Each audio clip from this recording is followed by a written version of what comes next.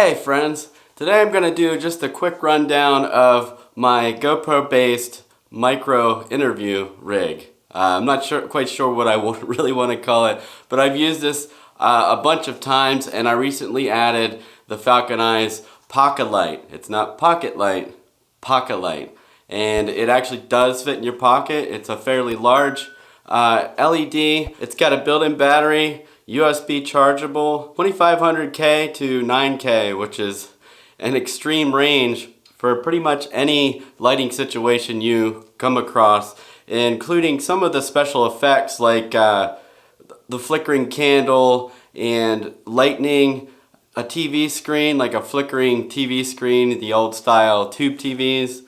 I'm going to try to cover most of the effects by showing it to you on like the back wall here, because if I point the light directly at it at 24 frames per second, you might not really get the effect that the light is going for, but if I bounce it off of something, you'll definitely see it. And what I've been using this for lately is a fill light on my GoPro interview rig, and I created this rig for a lot of reasons, and the main reason being I do a lot of run and gun interview style stuff, and I chase mountain bikes a lot, and gravel bikes and road bikes if you're into that. It's part of one of my jobs, so I find myself kind of piecing things together an awful lot to have everything in kind of an all-in-one unit. What you see here is a combination of parts, so I can't really put links in the description for most of it, although I will put links in the description for this light that I'm reviewing from FalconEyes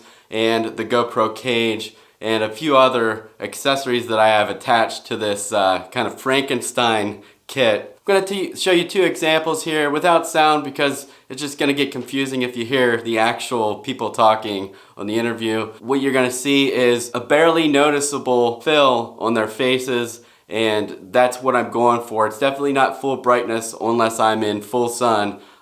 So it's like kind of just I eye it up until their faces are like a little bit more filled in. I don't want to get rid of all the shadows. I just want it to be just a little bit better lit. And I experience the same problem with microphones with background noise. So I have this rig to kind of do on-the-spot interviews. Sometimes they're like surprise interviews, but the people have been really good about it with this channel. I've been working with these guys for about 8 episodes, and I'm their primary video guy, sound guy, and I even put my own music on because it's like an organic local scene kind of thing, so we don't want any copyright infringements. Now this light serves many purposes.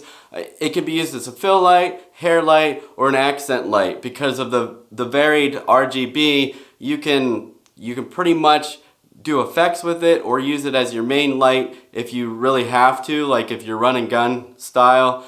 And it's really, really bright to the point where you may want to angle it. And that's what I do on this rig. I have it on a little ball head so I can angle it up a little bit if I want to, so someone isn't squinting like they're staring into the sun. So it can be extremely bright. So it's definitely bright enough to light a scene when you're within 5-6 feet of the subject. So here you can see I got the GoPro Cage, and then I have the Rode VideoMicro mic, the GoPro Mic Adapter velcroed to the frame, and this is an old flash bracket, and then this is part of my Feiyutech AK4500.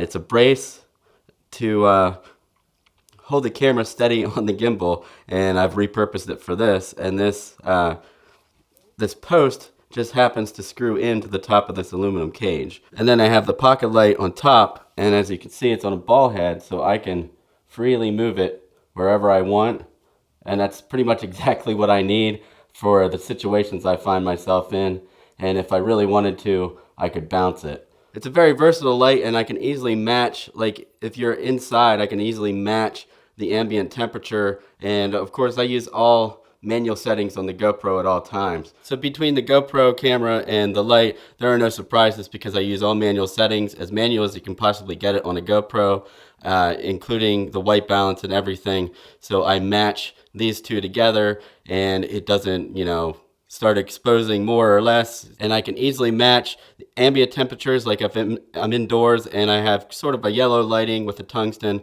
I'll set this according to this, match these two guys, and then I get exactly what I need. Then down here, I actually have the carbon fiber extension handle for my Falcon AK4500, and you can see they give you a lot of extra parts, and if I'm not using my Falcon, I'm usually using this to help stabilize this rig, and it works out really well, as you're about to see. I'm going to show you with and without the light here, carrying it outside and using it as a fill light. So you're going to get to see this in action, how I actually use it. So I have the GoPro and the light set to 5500K because the GoPro doesn't have 56, so I can't put this up the whole way. But right now it's off, and I'm trying to pick a little bit more shaded area to show you what I use this for, and I'm going to turn it on now. So hopefully my arm's not in the way. And you should be seeing a pretty big difference in the light on my face, and then I can angle it away if I need to. Right now it's not really on my face at all, and then let me loosen this up. So right now I have it pretty much just angled on this side of my face, and that should be enough for pretty much anything.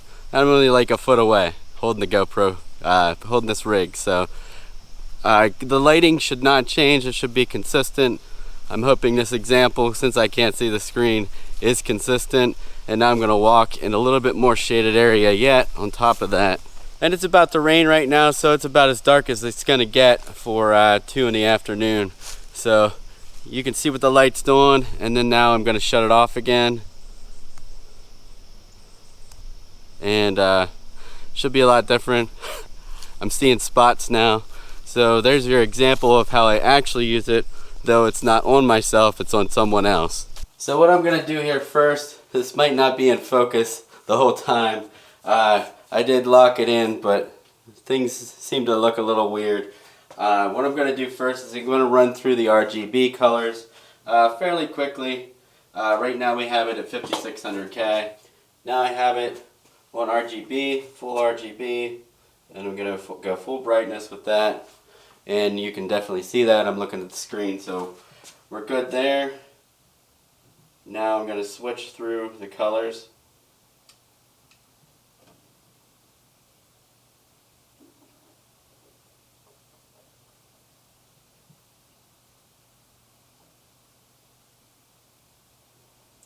Okay, now since I can't read the back of this thing while it's driving my eyes nuts, I'm just going to cycle through them, through all the scenes, and I'll flash it up on the screen there.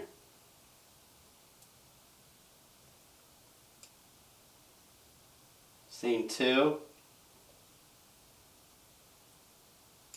Scene 3. These are all effects, by the way. Scene 4.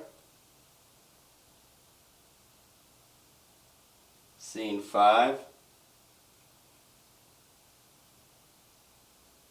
Scene 6.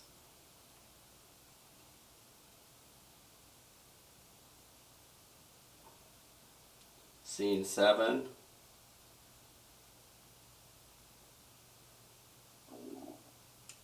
Scene 8.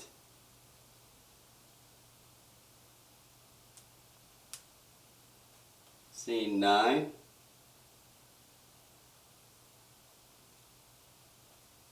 Scene 10.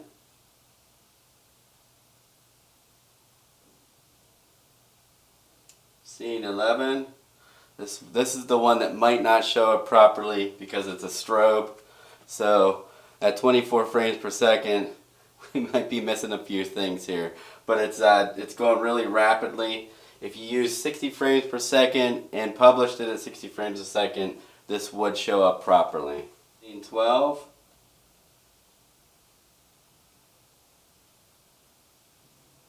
Scene 13. Scene 14. Scene 15.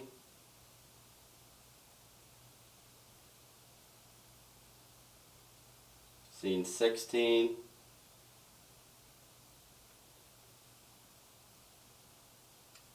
scene 17,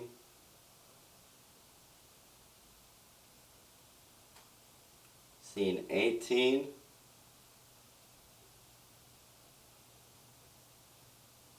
scene 19,